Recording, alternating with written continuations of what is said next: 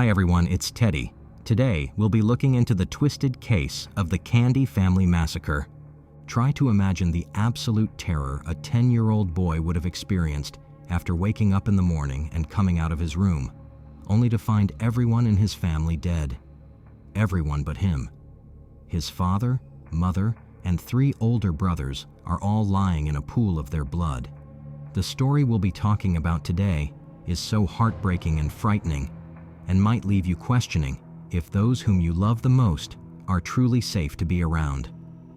At this point, I just wish the nightmare would be over. I wish it was all a bad dream, and that we would wake up and that they would still be here. Jonathan Candy's family looked just like any other normal American family. Some people might even describe them as a fitting image for the all-American family next door. They were a family of 4 boys and 2 parents. Everything looked very normal in this family. No one would have ever expected anything strange was going on behind the closed doors of the Candy family's home. I had to see it for myself. I kept asking Cooper to please snap and text Ethan, and has he seen Ethan today? Has he talked to him? And I was calling Lindsay, and I was messaging Dylan, and nobody would respond. They were your all-American family. This is something, I mean, I could live 100,000 lifetimes and never expect this out of that. I could have never imagined that ever in my whole entire life, you know? And I'm still in shock.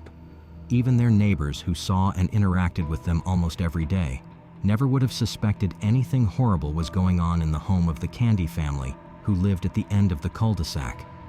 An interview with the couple back in 2022 about one of their favorite bakery in Yukon during one Discovering Oklahoma episode showed the couple to be a young, vibrant, and happy family. I come here twice a week in the morning just for their breakfast burritos, which are by far anything better than you can get around here. I love the carrot cake. I don't eat a lot of sweets, even with my last name. But I love the carrot cake. I like the cannoli. The cannoli are good. It's a tragedy that they are all gone now, leaving just the youngest son. The darkest part of this story isn't even the fact that they were all murdered. It would have been most likely easier and less painful for everyone to understand if a dangerous and armed man, or someone who just really wanted to hurt the family, broke in during the middle of the night and murdered them in cold blood. But no, that was not the case. The darkest part of this story is that the person who killed the wife and 3 children and also turned to kill himself is Jonathan Candy, and not any other person. The man who was meant to be the husband and father of the wife and children, and who was meant to support, love, and care for them. The same man that these people looked up to for safety is the same very person who took away their lives. Him and his kids seemed like they always got along. He just was just a family man. I mean, I never expected this. We were just in total shock. Yeah. The kids were real friendly. Everybody here loved the kids. Swam here at his house regularly. They played with my dog. Like we have families down here that they work, and he'd come over and mow their lawns and take care of the family. Anything you needed, he'd be there for you. Jonathan Candy was a 42-year-old man from Yukon, Oklahoma. He worked as a part-time employee at the Paycom Center, one of Yukon's large arenas used to hold various events like concerts and sports tournaments. It was another basketball season, and Jonathan Candy had been spending some time working on the recent NBA games. It was the home game for the Oklahoma City Thunder, and everyone in the area was excited to see the trophy come home. Although he just worked part-time, his jokes and laughs always brought life to the arena. Jonathan Candy studied at Bishop McGuinness Catholic High School, and after he graduated, he married his sweetheart, Lindsay Terry. Lindsay grew up in Prague, Oklahoma. She was a member of the choir as a young girl, and she was always full of laughter. Jonathan Candy was the funny, goofy guy who loved to make jokes and make everyone laugh. And Lindsay Terry was the beautiful young lady who loved to laugh and was eventually swept off her feet by this goofy guy's charm and jokes. Their marriage seemed to go on smoothly. Even after many years of marriage and 4 sons, Jonathan and Lindsay Candy looked happily married. There was never any report of possible domestic violence or abuse of any sort. Their children also looked happy and lived like the average American kid. The Facebook page of the couple is filled with family photos of happy times, and anyone scrolling by would believe they were a regular, happy family. Jonathan always told his relatives and friends about how his family and children were his entire world. But then, on April 22nd, something no one could have thought or imagined occurred. The name of the Jonathan's family youngest son has been withheld for privacy reasons. But what we do know is that this little boy stepped out of his room on April 22nd, 2024, and he was expecting it to be like any other day. He didn't expect anything unusual. He slept through the night with a box fan blowing in his direction, so he couldn't have heard anything going on outside. The only thing he remembered hearing was the fire alarm that went off during the night, but he went soundly back to sleep right after that. At around 9 a.m., he stepped out of his room only to find his entire family in a pool of blood. At 9:30 a.m. on April 22nd, 2024, the 10-year-old boy called 911 and told the dispatcher that he found his entire family dead. Not too long after, the police arrived at the home of the Candy family near Southwest 29th Street and Czech Hall Road. They entered the house and were shocked by what they saw. It was nothing short of a massacre. After their inspection, they saw 39-year-old Lindsay Candy, who had been shot and killed. She was murdered along with her sons, 18-year-old Dylan Candy, 14-year-old Ethan Candy, and 12-year-old Lucas Candy. The suspected killer, 42-year-old Jonathan Candy, was also found dead from a self-inflicted gunshot wound. It didn't take too long to conclude that this was a case of murder-suicide, but the question on everyone's mind: why did this happen? The sole survivor was the 10-year-old who made the call to 911. Neighbors on Czech Hall Road noticed as ambulance and police vehicles began to pull up into their neighbor's home. They were confused as to what might have occurred. After some time of investigation, it was revealed that the father, Jonathan Candy, allegedly hunted down and killed his wife and children one by one, except for the youngest son. An interview with Oklahoma officials revealed that 2 of the victims' bodies were found upstairs, and the other 2 were found downstairs. There were no signs of a struggle at the crime scene, which adds more confusion to what went down. In most cases like this one, it is unusual for the killer to spare just one person and kill everyone himself. If the intention was murder-suicide, everyone present is usually a casualty. What could have occurred? Why did Jonathan Candy decide to spare the youngest son? Is it possible he came to his senses last minute? Or did he have a special relationship with this child? Unfortunately, these questions might remain unanswered because there's no one to ask these questions to. The relatives of the Candy family realize how hard this would be on the young boy, and they think it's best to leave him out of any further investigations in the meantime. Till then, this case would remain a mystery. One of the officials in charge of the investigation, Dr. Joni Johnston, a clinical and forensic psychologist, said that the entire scenario was shocking to her. She has never witnessed a case where a parent murders some of the children and lets just one live. Friends and neighbors who saw Jonathan before the murders said everything seemed just fine to them. There was nothing unusual or out of place. Jonathan's colleagues specifically mentioned that he was at the Thunder Pelicans playoff game just hours before the tragic murders occurred. Nobody is sure if there are any warning signs that the people around the family should have picked up on. There was no sign of domestic violence, which is usually a common factor in murder-suicide cases.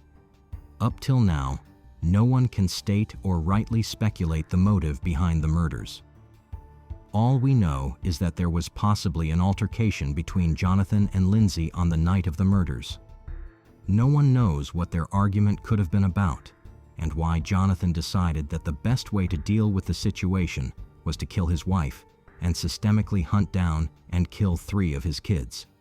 He seemed like a loving and supportive father, But what would make a father put a bullet through some of the people he claimed to love the most in the world? But something may have happened. He kills his wife and several of his kids, and then just decides to kill himself, kind of to get out of it. One possibility, I mean, there's so many possibilities, and I think one of them that I've thought about is it's possible that he kills his wife in the heat of some altercation. They're having some argument, and he, for whatever reason, just loses it, shoots her several times, kills her, and that is not premeditated.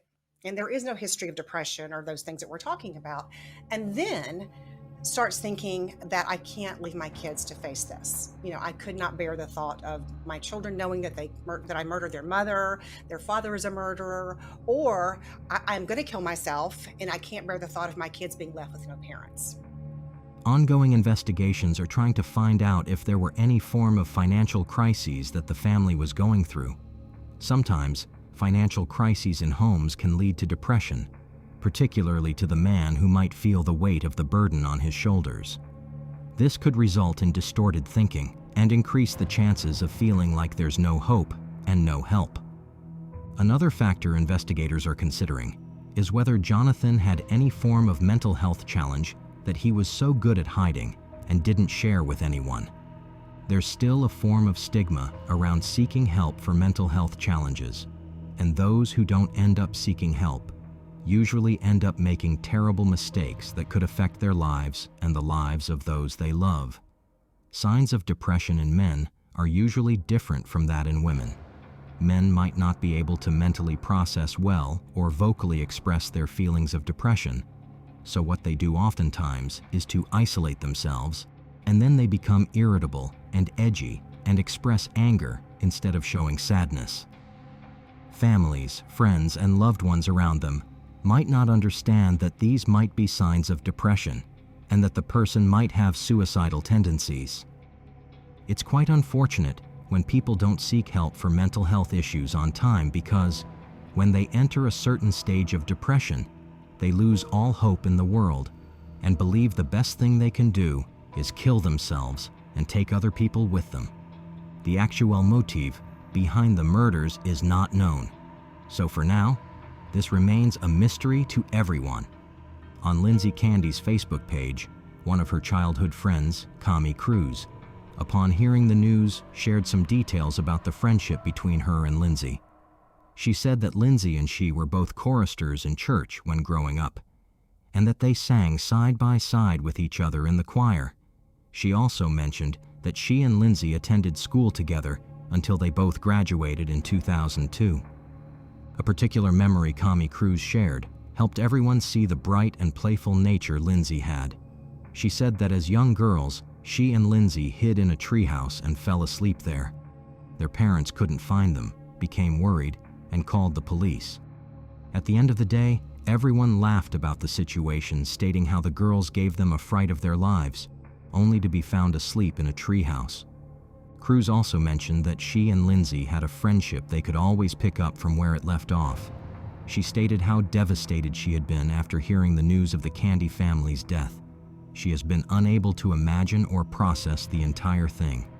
Cruz said on the Facebook page that Lindsay was so loved and special to many people. She specifically stated how fiercely loved Lindsay was by her boys, and how she brought laughter to every conversation, and the lives of her parents, her sister, and their girl group. Dylan Candy was the first son of Jonathan and Lindsay Candy. He was a social person who didn't find it hard to make friends, and it was obvious to everyone that he had a passion for drumming and music in general. Just last year, in May 2023, he graduated from Mustang High School.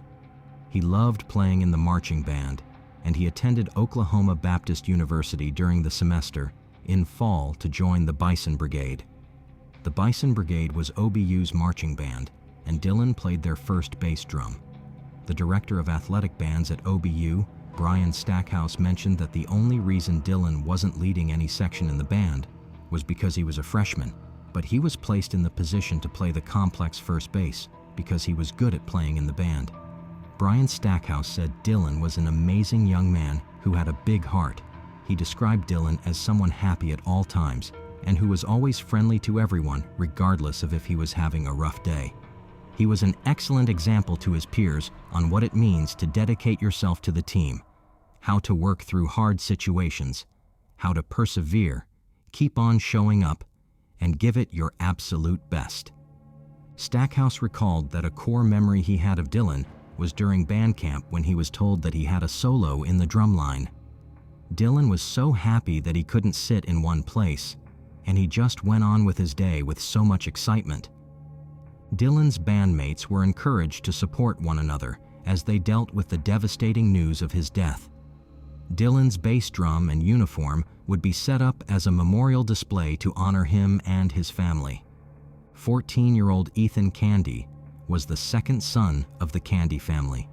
He was a 9th grade student at Mustang North Middle School, and everyone in school knew him as this active, athletic young boy who was good at baseball. Ethan's coach said he was a very energetic and committed player who had a natural talent for the game and always played with so much gladness and intensity. He said Ethan had an inspiring spirit and a smile that could lighten people's mood. His coach, TJ Armstrong, was quite fond of Ethan. He was best friends with his son, and he believed he brought out the best in his son. He would usually call him Sweet Candy Man. Cooper Armstrong and Wyatt Livesey, Ethan's best friends, as well as his other friends, have been unable to fully process the loss of Ethan. A memorial bench is being set up at the Mustang Youth Sports Complex to honor his presence in their lives and the team. Lucas Candy was the youngest victim of the murders. He was 12 years old and was a student at Meadowbrook Intermediate. He was always seen playing around with the other young children during Ethan's soccer practice. He was full of life and was an active, smart kid. He would be remembered as a bright, joyful kid who loved to play outdoors and make new friends. One of the saddest parts of this tragic story is the fact that the youngest child and sole survivor of the Candy family would have to grow up knowing that his entire family was murdered by his father. At 10 years old, he's already set to face a future where he grows up without his immediate family. No dad, no mom, no siblings. In just one night, his entire life changed, and those whom he called family were no more. He might grow up needing closure of what happened, and sadly, might not be able to find an answer. This is a burden too heavy to be placed on a 10-year-old child with his entire future ahead of him.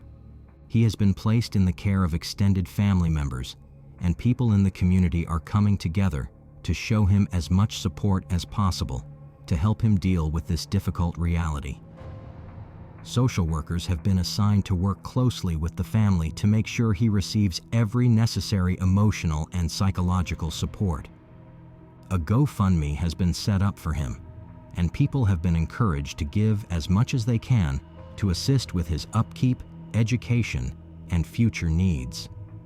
The support that has been received so far from the community has been very heartwarming and overwhelming, proving to the only surviving Candy son and their other family members that they are not alone in these painful times.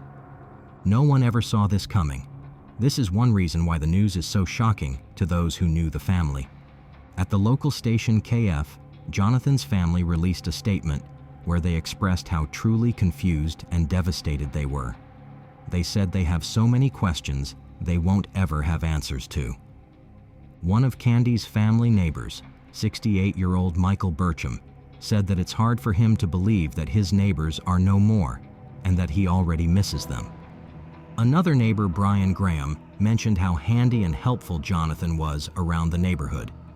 TJ Armstrong, Ethan's coach, said he chooses to remember Jonathan Candy as that great guy he always knew him as. Someone who was always thankful and was always giving hugs. His wife, Rhonda Armstrong, who had known the Candy family for over 3 years, said that whenever she went to their house or they came over, she never could stop smiling and laughing. They could make her forget about her bad day at work or her life struggles the moment she saw their smiles.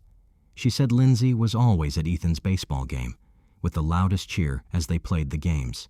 Everyone who knew them saw them as a kind, sweet, and happy family, which made the idea of what happened to them even harder to believe.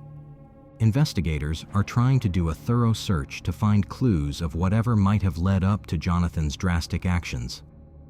They are trying to examine his interactions with friends and family to identify any possibility of a poor mental state. But because there have been no previous pointers to poor mental health, it has been particularly frustrating to figure out a clear motive behind his actions. However, authorities are using this incident as an avenue to inform people about the importance of seeking help in any case of mental health issues. They emphasize the fact that there is a need to break every stigma connected with seeking help.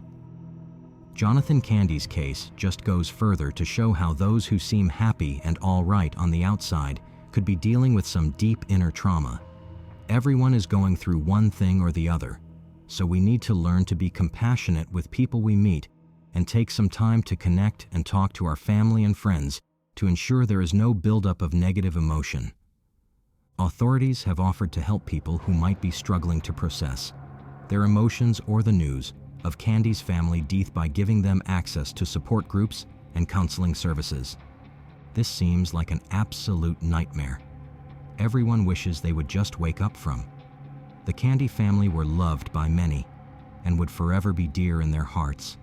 As family and friends grieve the death of Jonathan, Lindsay, Dylan, Ethan, and Lucas Candy, they also realize that the priority at a time like this is to ensure the survivor of the Candy family receives as much support and love as possible. We've come to the end of today's episode. Stay tuned for more stories of the most twisted cases ever. Don't leave without hitting the subscribe button if you haven't already and liking this video. Thanks. See you in the next video.